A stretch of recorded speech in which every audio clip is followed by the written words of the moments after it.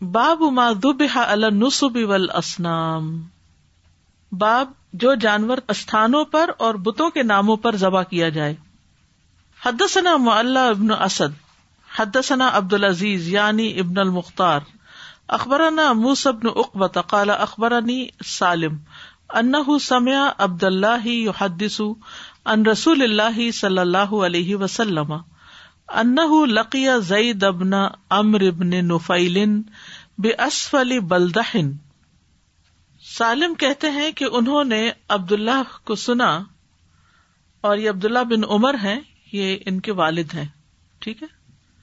یحدث عن رسول اللہ صلی اللہ علیہ وسلم، وہ نبی صلی اللہ علیہ وسلم کی حدیث بیان کر رہے تھے. انہ لقی زید بن عمرو بن نفیل، کہ انہوں نے ملاقات کی زید بن عمرو بن نفیل سے، باسفل بلدہ، بلدہ کے نچلے حصے میں، یہ ایک علاقہ ہے. بلدہ ایک مقام کا نام ہے جو حجاز میں مکہ کے قریب ہے. وذاک قبل ان ينزل علی رسول اللہ صلی اللہ علیہ وسلم الوحی، اور یہ اس وقت کی بات ہے جب رسول اللہ صلی اللہ علیہ وسلم پر وحی نازل نہیں ہوئی تھی. قبل، اس سے پہلے کی بات ہے، یعنی نبوت کے آنے سے پہلے کی بات ہے جب آپ کی یہ ملاقات ہوئی ہے. فقدم الیہ رسول اللہ صلی اللہ علیہ وسلم سفرتن، تو ان کی طرف بڑھایا نبی صلی اللہ علیہ وسلم نے ایک دسترخوان، فیہا لحم، جس پہ گوشت تھا. فابا ان یاکل منہا، تو انہوں نے وہ کھانے سے انکار کر دیا. کس نے؟ زید بن عمرو بن نفیل نے. ثم قال، پھر کہا، انی لا آکلو، میں نہیں کھاتا، مما تذبحون علی انصابکم، جو تم اپنے استھانوں پر ذبح کرتے ہو. ولا آکل الا، اور نہ میں کھاتا ہوں اس میں سے جو ذکر کیا جائے جس پر اللہ کا نام، یعنی جس پہ اللہ کا نام نہ لیا جائے وہ میں نہیں کھاتا، جس پہ لیا جائے بس میں وہ کھاتا ہوں. یہ حدیث صحیح بخاری میں ایک دوسری جگہ پر بھی آئی ہے. زید بن عمرو جو تھے، یہ قریش پر ان کے ذبیحے کے بارے میں عیب لگاتے تھے کہ بکری کو پیدا تو اللہ نے کیا، اور اسی نے اس کے لیے آسمان سے پانی برسایا، اسی نے اس کے لیے زمین سے گھاس اگائی، پھر تم لوگ اللہ کے سوا بتوں کے نام پر اسے ذبح کر دیتے ہو، تو یہ طریقہ تمہارا ٹھیک نہیں ہے. تو زید نے یہ کلمات ان کے کاموں پر اعتراض کرتے ہوئے اور ان کے عمل کو بہت بڑی غلطی قرار دیتے ہوئے کہے تھے. ٹھیک ہے، سوال یہ پیدا ہوتا ہے کہ زید بن عمرو کون تھے؟ کچھ یاد ہے؟ پیچھے پڑھ چکے ہم. زید بن عمرو جو ہے یہ سعید بن زید کے والد ہیں، جو عشرہ مبشرہ میں سے ہیں. ٹھیک ہے، یہ دور جاہلیت میں ابراہیم علیہ السلام کے دین پر تھے، دین حنیف جس کو کہتے ہیں، حنفاء تھے. یہ ان کے بارے میں آتا ہے کہ یہ دین خالص کی تلاش میں شام گئے تھے. وہاں ایک یہودی عالم سے ملے تو انہوں نے اس سے ان کے دین کے بارے میں پوچھا اور کہا، ممکن ہے کہ میں تمہارا دین اختیار کر لوں، اس لیے تم مجھے اپنے دین کے بارے میں بتاؤ. تو یہودی عالم نے کہا کہ ہمارے دین میں تم اس وقت تک داخل نہیں ہو سکتے جب تک تم اللہ کے غضب کے ایک حصے کے لیے تیار نہ ہو جاؤ. زید نے کہا، میں اللہ کے غضب ہی سے تو بھاگ کر آیا ہوں، پھر اللہ کے غضب کو میں کبھی اپنے اوپر نہیں لوں گا، اور نہ مجھ میں اسے اٹھانے کی ہمت ہے. کیا تم مجھے کسی دوسرے دین کا کچھ بتا سکتے ہو؟ اس عالم نے کہا، میں نہیں جانتا سوائے دین حنیف کے. زید نے پوچھا، دین حنیف کیا ہے؟ اس عالم نے کہا، ابراہیم علیہ السلام کا دین، جو نہ یہودی تھے اور نہ عیسائی تھے، وہ اللہ کے سوا کسی کی عبادت نہیں کرتے تھے. بس زید وہاں سے چلے آئے اور ایک نصرانی یعنی کرسچن عالم سے ملے، ان سے بھی ویسی ہی بات کی. اس نے کہا، تم ہمارے دین میں آؤ گے تو اللہ کی لعنت میں سے ایک حصہ لوگے. زید نے کہا، میں اللہ کی لعنت ہی سے بچنے کے لیے تو سب کچھ کر رہا ہوں، نہ اللہ کی لعنت میں سے کچھ بھی اٹھانے کی مجھ میں طاقت ہے اور نہ اس کا غضب اٹھانے کی. کیا تم مجھے اس کے علاوہ کوئی دین اور بتا سکتے ہو؟ تو اس نے کہا، صرف ایک ہی دین ہے، دین حنیف. زید نے پوچھا، وہ کیا ہے؟ تو کہا، ابراہیم علیہ السلام کا دین، جو نہ یہودی تھے نہ نصرانی، وہ اللہ کے سوا کسی اور کی عبادت نہیں کرتے تھے. زید نے جب دین ابراہیم کے بارے میں یہ بات سنی تو وہاں سے روانہ ہو گئے اور اس سرزمین سے باہر نکل کر اپنے دونوں ہاتھ آسمان کی طرف اٹھائے، کہا اے اللہ میں گواہی دیتا ہوں کہ میں دین ابراہیم پر ہوں. زید کہتے ہیں کہ شام کی علماء میں سے ایک عالم نے مجھے کہا کہ تمہارے شہر میں ایک نبی ظاہر ہو گیا ہے یا ظاہر ہونے والا ہے، اس کا ستارہ طلوع ہو چکا ہے، پس واپس جا کر اس کی تصدیق کرو اور اس کی اتباع کرو. زید جو تھے یہ دور جاہلیت میں ان بچیوں کو اپنی پرورش میں لے لیتے تھے جن کو لوگ مارنا چاہتے تھے، زندہ درگور کرنا چاہتے تھے. اور یہ کعبہ کے ساتھ ٹیک لگا کے کہا کرتے تھے کہ لوگوں سنو، میرے سوا کوئی بھی تم میں سے دین حنیف پر نہیں ہے. تو جو شخص اپنی بیٹی کو قتل کرنا چاہتا ہے تو اسے کہتے کہ تم اسے قتل نہ کرو، اس کے سارے اخراجات کا ذمہ میں لیتا ہوں، میں اس پر سپینڈ کروں گا. وہ لڑکی کو اپنی پرورش میں لے لیتے، جب وہ پل کے جوان ہو جاتی تو اس کے باپ کو کہتے کہ تم چاہو تو میں تمہاری بیٹی تمہارے حوالے کر دیتا ہوں، چاہو تو میں اس کے خرچے کی ذمہ داری اٹھائے رکھتا ہوں، یعنی اس کے بالغ ہونے کے بعد. یہ بھی قیامت کے دن ایک پوری الگ امت کی حیثیت سے اٹھائے جائیں گے، یعنی حنیف ہونے کی بنا پر. فقدم الیہ رسول اللہ صلی اللہ علیہ وسلم سفرتن، رسول اللہ صلی اللہ علیہ وسلم نے اس کی طرف سفرہ بڑھایا. ایک روایت میں ہے کہ وہ دسترخوان رسول اللہ کو پیش کیا گیا صلی اللہ علیہ وسلم، ٹھیک ہے، اور پھر آپ نے زید کو پیش کر دیا، یعنی آپ بھی مہمان تھے اور زید بھی، تو آپ کی طرف لایا گیا اور پھر آپ نے آگے دے دیا. سوال یہ پیدا ہوتا ہے کہ کیا آپ نے اس میں سے کچھ کھایا تھا؟ تو اس کا جواب یہ کہ نبی صلی اللہ علیہ وسلم نے اس میں سے کچھ کھایا نہیں ہوگا، کیونکہ آپ تو سب سے بڑھ کر شرک سے دور رہنے والے تھے. کتنی چیزیں ہوتی ہیں جو آپ کے دسترخوان پہ رکھ دی جاتی ہیں، کیا آپ ہر چیز کھاتے ہیں؟ نہیں، لیکن آپ کے ساتھ والوں نے کھایا تھا، کیونکہ ابھی تک کوئی وحی تو نہیں آئی تھی جس سے واضح طور پر اس کی ممانعت کا حکم آ جاتا. تو زید بن عمر نے کیا کہا کہ میں تمہارے انصاب استھانوں کے اوپر ذبح کیے جانے والے جانور کا گوشت نہیں کھاتا، اور جس پہ اللہ کا نام نہ لیا جائے وہ بھی نہیں کھاتا. تو ذبح کرنے کے اعتبار سے جانوروں کی 4 قسمیں ہوتی ہیں. نمبر 1، جس کو غیر اللہ کے نام پر ذبح کیا جائے اور اس کا مقصد اللہ کی رضا کا حصول ہو. کیا کہا میں نے؟ غیر اللہ کے نام پہ ذبح کیا گیا، مقصد اللہ کی رضا ہو. ایسا جانور حلال ہے کہ حرام؟ حرام ہے. آج بھی بہت سے لوگ اس قسم کے کام کرتے ہیں کہ میں نے بچپن میں ایک جملہ سنا تھا، نظر اللہ نیاز حسین، یعنی اللہ کے نام کی نظر مانتے ہیں لیکن حسین رضی اللہ عنہ کی نیاز دے رہے ہیں، تو یہ شریک کر دیا نا ساتھ اللہ کی.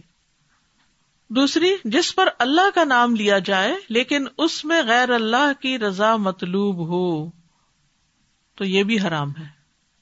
کیا ہے؟ اللہ کا نام لے کے ذبح کر رہے ہیں لیکن غیر اللہ کی رضا یا اس کا قرب مقصود ہو، جیسے کسی قبر والے کے نام پہ ذبح کرنا کہ اس سے وہ خوش ہو کہ ہم نے اس کے استھانے پہ اس کی قبر پہ آ کے ذبح کیا. تیسرے، جس پر اللہ کا اور غیر اللہ دونوں کے نام لے لیے جائیں، اللہ کا نام بھی لیا جائے اور غیر اللہ کا بھی لیا جائے، تو وہ کیا ہوا؟ وہ بھی حرام ہو گیا. چوتھی چیز، جس پر اللہ کا نام لیا جائے اور صرف اللہ کے لیے ذبح کیا جائے، تو یہ کیا ہو گیا؟ حلال ہو گیا. تو یاد رکھیے کہ بتوں کے نام پر جو جانور ذبح کیا جائے وہ حرام ہے، اگرچہ اس جانور پر بسم اللہ بھی پڑھی جائے. اور جس جانور پر غیر اللہ کا نام لیا جائے وہ بھی حرام ہو گیا، چاہے اس پر اللہ کا نام بھی لیا جائے. صرف وہ جانور حلال ہے جس پر اللہ ہی کا نام لیا گیا ہو. ایک حدیث سے پتہ چلتا ہے کہ جو شخص غیر اللہ کے لیے ذبح کرے اس پر اللہ کی لعنت، کیونکہ جانور اللہ نے پیدا کیا ہے اور اللہ ہی کا حق ہے کہ اس کے نام پر اس کو ذبح کیا جائے. جی، آج کل عید میلاد النبی بھی لوگ دعوتیں دے رہے ہیں، تو ڈو وی ایکسپٹ دی دعوت انویٹیشن؟ کیونکہ آپ دیکھیں کھانا بھی تو پھر وہ نیت تو وہی ہو جاتی ہے نا.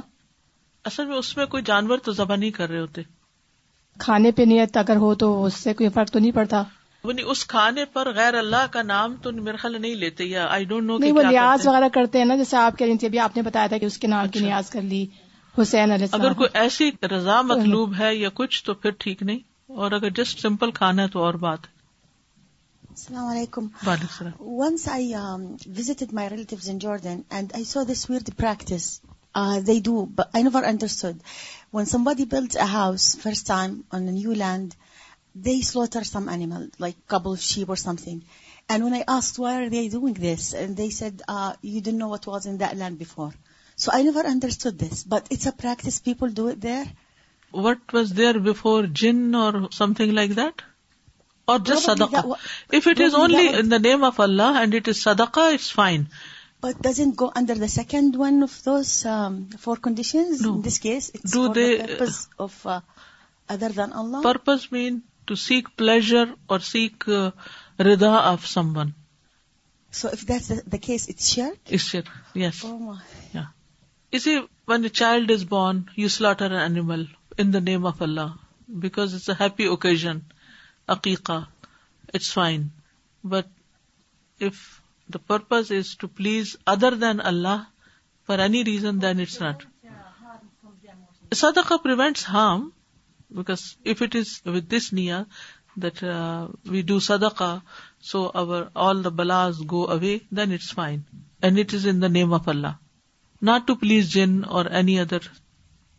باب قول النبی صلی اللہ علیہ وسلم فلیذبح علی اسم اللہ.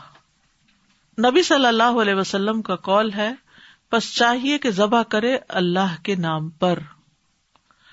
حدثنا قتیبۃ حدثنا ابو عوانۃ عن الاسود بن قیس عن جندب بن سفیان البجلی قال ضحینا مع رسول اللہ صلی اللہ علیہ وسلم اضحیۃ ذات یوم.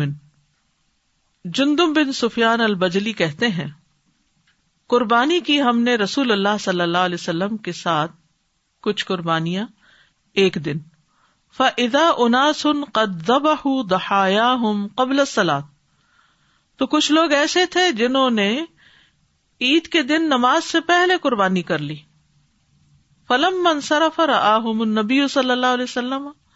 پھر جب آپ نے سلام پھیرا اور یعنی وہاں سے مصلی سے ہٹے عیدگاہ سے, تو آپ نے دیکھا کہ انہم قد ذبحوا قبل الصلاۃ, کہ لوگوں نے صلاۃ سے پہلے ہی ذبح کر ڈالا ہے. فقال من ذبح قبل الصلاۃ فلیذبح مکانها اخرى. فرمایا جس نے نماز سے پہلے قربانی کر لی ہے اسے چاہیے کہ اس کی جگہ ایک اور قربانی کرے. ومن کان لم یذبح حتی صلینا فلیذبح علی اسم اللہ. اور جس نے نماز سے پہلے قربانی نہیں کی اب کرے گا تو اسے چاہیے کہ اللہ کے نام پر قربان کرے. تو امام بخاری نے یہاں حدیث کو لیا ہے باب کی مطابقت. اس سے یہ ہے کہ ذبح اللہ کے نام سے ہوتا ہے اور بسم اللہ کے بغیر ذبح جائز نہیں. ولا تأکلوا مما لم یذکر اسم اللہ علیہ وانہ لفسق. پھر اسی طرح یہ پتہ چلتا ہے کہ صحابہ اپنے ذبیحہ علی الاعلان یعنی باہر کھلے میدان میں ذبح کر لیتے تھے تو سب دیکھتے بھی تھے. ویسے جہاں گھر چھوٹے ہوں تو گھر کے اندر ذبح کرنا مشکل ہوتا ہے. پھر قربانی نماز عید کے بعد ہوتی ہے جو ان دنوں کی مسنون قربانی, ورنہ عام صدقہ ہے. اس سے بھی پتہ چلتا ہے کہ عبادت کا وقت داخل ہونے سے پہلے عبادت نہیں کر سکتے. کیا پتہ چلتا ہے؟ عبادت کا وقت داخل ہونے سے پہلے عبادت نہیں کر سکتے. عبادت اپنے وقت پر ادا ہوگی. ہر چیز کا ایک وقت ہے. شک کا روزہ نہیں رکھ سکتے رمضان میں ایک دن پہلے. حج بھی 9 ذی الحجہ کو ہی ہوگا, ذی الحج کے مہینے میں ہوگا. اسی طرح نماز بھی وقت داخل ہوگا تو ہوگی, الا یہ کہ کوئی مسافر ہو. پھر اسی طرح ویسا ہی جانور ذبح کیا جائے گا جیسے نماز سے پہلے ذبح کیا گیا, یعنی اسی طرح کی صفات ہوگی اس میں. اور پھر obviously بسم اللہ پڑھ کر ذبح کیا جائے گا. جی استاذ السلام علیکم ورحمۃ اللہ. وعلیکم السلام. ہر جگہ اپنی ہی قربانی دی جاتی تھی, لیکن اب ایسے ہوتا ہے کہ یہاں نماز ابھی ہوئی نہیں اور پاکستان میں قربانی جو آپ نے کہی ہوئی ہے کہ پاکستان میں ہماری قربانی کرتے ہو جاتی, یعنی ہماری نماز سے پہلے ان کا دن چڑھ جاتا ہے اور وہ اگر قربان کر دیتے تو وہ صدقہ ہو جاتا ہے, پھر وہ صدقہ ہی ہے اور ہماری قربانی نہیں ہوئی. تو اس لیے آپ خاص تاکید کریں کہ نیکسٹ ڈے قربانی کریں, پہلے دن ہماری قربانی نہ کی جائے. اگر آپ بھیجیں اپنے رشتے داروں وغیرہ کے پاس کہ وہ قربانی کر کے غریبوں کو کھلائیں تو ان کو یہ تاکید کریں, کیونکہ آپ کی قربانی ہے نا, تو آپ کی نماز ہوگی تو آپ کی قربانی ہوگی. And almost the same thing for those of us who do locally. So the meat shops, when they take orders, they also, we've been told that they go very, very early, 6 or 6:30, and they start slaughtering because they have to do hundreds.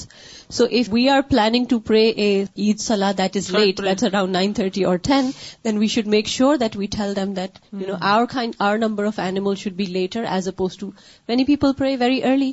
So if you're praying at 7 a.m., it's okay. But if you're praying at 9:30 or 10, please do specify to your meat shops as well, because they do start slaughtering very early.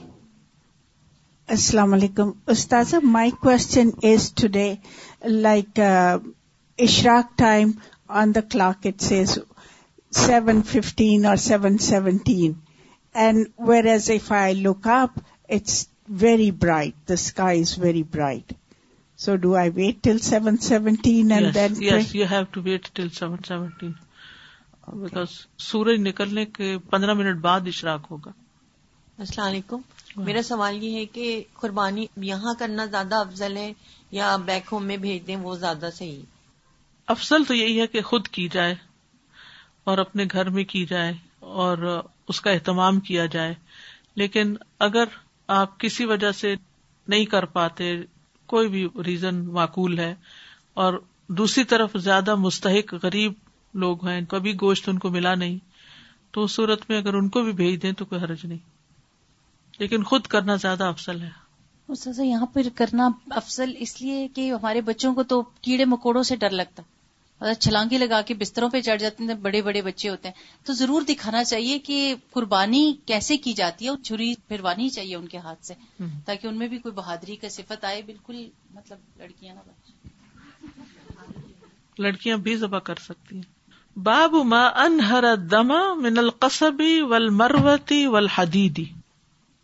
باب جو خون بہائے قصبی بانس کی کھانچ سے یعنی لکڑی سے، والمروتی اور تیز دھار پتھر سے، والحدیدی اور لوہے سے، یعنی کسی بھی تیز دھار آلے سے ذبح کیا جا سکتا ہے. حدثنا محمد بن ابی بکر المقدمی حدثنا معتمر عن عبید اللہ النافع سمع ابن کعب بن مالک یخبر ابن عمر ان اباہ اخبرہ ان جاریۃ لهم كانت ترى غنما بسلع فابصرت بشاة من غنمها موتا فكسرت حجرا فذبحتها فقال لأهلي لا تأكلوا حتى آتي النبي صلى الله عليه وسلم فأسأله او حتى ارسل إليه من يسأله فأتى النبي صلى الله عليه وسلم او بعث إليه فأمر النبي صلى الله عليه وسلم بأكلها. نافع کہتے ہیں کہ انہوں نے ابن کعب بن مالک کو سنا، وہ خبر دے رہے تھے کہ ابن عمر نے جو ان کے والد تھے ان کو خبر دی، ان جاریۃ لہم کہ ان کی ایک لونڈی تھی، کانت ترعی غنمن جو بکریاں چراتی تھی، ایک لڑکی تھی جو بکریاں چراتی تھی، بسلع سلع کے پاس، علاقے کا نام ہے، جبل سلع ہے نا مدینہ میں، خندق جس طرف کھودی گئی تھی. فابصرت بشاۃ تو اس نے دیکھا ایک بکری کو، من غنمہا اپنی بکریوں میں سے، موتن موت کی حالت میں، دیکھا کہ وہ مر رہی ہے بکری. فکسرت حجرن تو اس نے ایک پتھر توڑا، فذبحتھا بکری کو پتھر سے ذبح کر دیا. فقال لأہلہ لا تأکلوا تو انہوں نے اپنے گھر والوں سے کہا کہ مت کھاؤ، حتی آتی النبی صلی اللہ علیہ وسلم یہاں تک کہ نبی صلی اللہ علیہ وسلم تشریف لے آئیں. یعنی کعب نے اپنے گھر والوں سے کہا کہ مت کھاؤ یہاں تک کہ میں نبی صلی اللہ علیہ وسلم کے پاس جاتا ہوں، پھر پوچھتا ہوں آپ سے، یا حتیٰ کہ آپ کی طرف کسی کو بھیجتا ہوں، یا کسی کو بھیجتا ہوں، من یسألہ جو آپ سے پوچھ کر آئے مسئلہ. فأتی النبی صلی اللہ علیہ وسلم تو وہ نبی صلی اللہ علیہ وسلم کے پاس آئے، او بعث الیہ یا کسی کو بھیجا، فامر النبی صلی اللہ علیہ وسلم تو نبی صلی اللہ علیہ وسلم نے حکم دیا، باکلھا اس کو کھانے کا حکم دیا. حدثنا موسیٰ حدثنا جویریہ عن نافع عن رجل من بنی سلمہ. نافع بنو سلمہ کے ایک شخص سے روایت کرتے ہیں، اخبر عبداللہ کہ اس نے خبر دی عبداللہ بن عمر کو، ان جاریۃ لکعب بن مالک ترى غنما کہ کعب بن مالک کی لونڈی جو ہے وہ بکریاں چرا رہی تھی، لہو ان کے لیے، بالجبیل جبیل کے مقام پر، الذی بالسوق جو بازار میں ہے، وہو بسلع اور وہ صلح کی طرف تھا. فاصیبت شاتن تو ایک بکری مرنے لگی. فکسرت حجرن تو اس نے ایک پتھر توڑا. فذبحتها به اس کو بکری کو اس پتھر سے ذبح کر دیا. فذکروا للنبی صلی اللہ علیہ وسلم تو انہوں نے یہ بات نبی صلی اللہ علیہ وسلم سے ذکر کی. فامرهم باکلها تو آپ نے ان کو حکم دیا کہ وہ اس کو کھا سکتے ہیں. تو اس میں ایک بات یہ پتہ چلتی ہے کہ ذبح کرنے کے لیے تیز آلہ استعمال کیا جا سکتا ہے، بھلے لوہے کی چھری ہو یا پتھر کا ٹکڑا ہو جو تیز دھار کا ہو، یا کوئی بھی اور چیز ایسی کہ جو چھری کا کام کر جائے، یا بانس کی کھانچ ہو، سوائے دانت، ہڈی یا ناخن کے. اس سے ایک بات اور بھی پتہ چلتی ہے، اور وہ کیا کہ لڑکی کا ذبح کیا ہوا کھا سکتے ہیں. ٹھیک ہے، یعنی وہاں تو عورتیں بھی ذبح کر لیتی تھیں، اور یہاں حال کیا ہے کہ لڑکے بھی ڈرتے ہیں. حدثنا عبدان قال اخبرني ابي عن شعبة عن سعيد بن مسروق عن ابايا بن رفاعة عن جده انه قال يا رسول الله ليس لنا مدى. ابایا بن رفاعہ اپنے دادا سے روایت کرتے کہ انہوں نے کہا تھا اے اللہ کے رسول ہمارے پاس چھریاں نہیں. فقال ما انہر الدم فرمایا جو چیز خون بہا دے وذکر رسم اللہ اور اس پہ اللہ کا نام لیا جائے. ٹھیک ہے، اب آپ دیکھیں جو کہہ رہے ہیں مشین سے ذبح کرنا، ما انہر الدم شرط کیا خون نکلنا. فکل تو کھا لو، لیس ظفورا والسن لیکن کیا نہ ہو ناخن اور دانت. اما ظفر فمدى الحبشہ ناخن حبشیوں کی چھری ہے، واما السن فعظم تو دانت جو ہے وہ ہڈی ہے. وند بعیر فحبسه فقال ان لهذه الابل اوابد كوابد الوحش تو اتنے میں ایک اونٹ بھاگ گیا تو انہوں نے اس کو روکا، یعنی اس طرح تیر مار کے اس کو یعنی شکار کر دیا. تو آپ نے فرمایا کہ بے شک ان اونٹوں میں بھی وحشی جانوروں کی طرح وحشی ہوتے ہیں. فما غلبکم منہا جو ان میں سے تم پہ غالب آ جائے فاصنعوا به ہکذا تو اس کے ساتھ ایسا ہی کرنا. تو بیسیکلی جو حکم ہے وہ یہ کہ جو چیز رگوں کو کھول دے اس سے ذبح کرنے کی اجازت ہے. ذبح کرنے کے آداب میں یہ بھی ہے کہ ذبیحہ کو راحت پہنچائی جائے، کسی کھڈی چھری سے نہیں حلال کیا جائے. کھڈی چھری کون سی ہوتی ہے؟ بلینڈ جو ہوتی ہے، صحیح طرح تیز نہ ہو. ٹھیک ہے، نبی صلی اللہ علیہ وسلم نے فرمایا بے شک اللہ نے ہر چیز کے ساتھ احسان کو واجب کیا ہے، بس جب تم قتل کرو تو اچھے طریقے سے کرو، اور جب تم جانور ذبح کرو تو اچھے طریقے سے ذبح کرو، اور تم میں سے ہر ایک کو چاہیے کہ اپنی چھری تیز کر لے اور اپنے ذبیحہ کو راحت پہنچائے. اب دوسری بات، چھری تیز کرتے ہوئے جانور سے چھپائی جائے، سامنے نہ کی جائے. سالم بن عبداللہ اپنے والد سے روایت کرتے ہیں عبداللہ بن عمر سے کہ رسول اللہ صلی اللہ علیہ وسلم نے چھریوں کو پہلے سے تیز کرنے کا حکم دیا ہے، اور یہ کہ چھریوں کو جانوروں سے چھپا کے رکھا جائے، اور یہ کہ جب تم میں سے کوئی شخص جانور ذبح کرنے لگے تو جلدی سے ذبح کر ڈالے، یعنی جانور کو تڑپائے نہیں. ابن عباس کہتے ہیں کہ رسول اللہ صلی اللہ علیہ وسلم ایک آدمی کے پاس سے گزرے جو اپنا پاؤں بکری کے پہلو پہ رکھ کر چھری تیز کر رہا تھا، یعنی لٹا کے اس کے سامنے چھری تیز کر رہا تھا، اور وہ اسے کنکھیوں سے دیکھ رہی تھی بکری. آپ نے فرمایا یہ کام پہلے کیوں نہیں کر لیا؟ کیا تو اسے 2 دفعہ ذبح کرنا چاہتا ہے؟ وہ بیچاری دیکھ رہی ہے چھری کو کہ میرے گلے پہ پڑے گی ابھی. یعنی اس کا مطلب یہ ہے کہ جانور کو اتنی سینس ہوتی ہے. سبحان اللہ، جانوروں کے ساتھ بھی احسان کا معاملہ کرنے کی ضرورت ہے. پھر ذبح کرنے کے بعد گوشت کو ضائع نہیں کرنا چاہیے.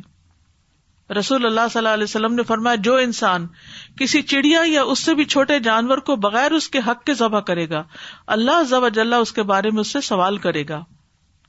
کسی نے عرض کیا یا رسول اللہ اس کا حق کیا ہے؟ آپ نے فرمایا اسے ذبح کرے پھر اسے کھا لے، یہ نہ کرے کہ اس کے سر کو کاٹ کے پھینک دے، اسے کھانا چاہیے. اسی طرح بلا وجہ کسی جانور کے کان یا کسی حصے کو کاٹنا یا پھاڑنا منع ہے. Ustazah, 2 things. First, about this hadith, I remember once back home when the butcher had come, he was about to slaughter the goat. It started sharpening its knife in front of the goat. It got so horrified, just stood up, bit its fingers of the butcher and ran away. It got very difficult to get in control. ہم سمجھتے جانوروں کو کیا پتا. Ustazah, I also had a question regarding bone being used, a sharp bone that can be used. Are bones really that sharp that it can be used for slaughtering? Because right now we are looking at the mercy of Allah subhanahu wa ta'ala that we have to do ihsan with animals. جو ہاتھی کے دانت ہوتے ہیں اسے چھری بنتی تو وہ بھی اسی میں آ جاتی ہے نا. سبحانک اللہم و بحمدک اشہد ان لا الہ الا انت استغفرک و اتوب الیک. السلام علیکم و رحمۃ اللہ وبرکاتہ.